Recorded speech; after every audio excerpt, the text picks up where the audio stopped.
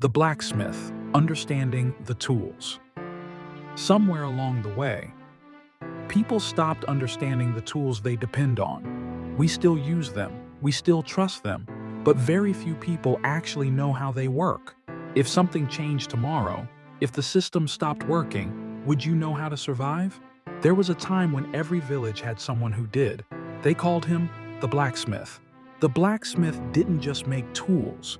He understood metal, how heat changes it, how pressure shapes it, how timing determines whether a tool becomes useful or useless.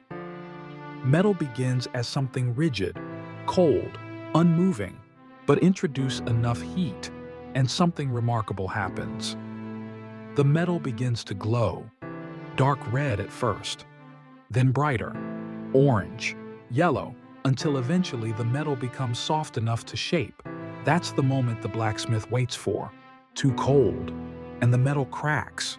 Too hot, and it weakens. But at just the right temperature, metal becomes something new. And with a hammer and an anvil, the blacksmith could turn raw material into tools that kept an entire community alive. Axes, knives, horseshoes, and sometimes more complicated mechanisms.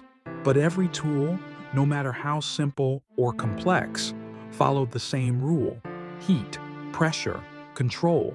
Understanding those three things meant understanding the tool, and understanding the tool meant understanding survival.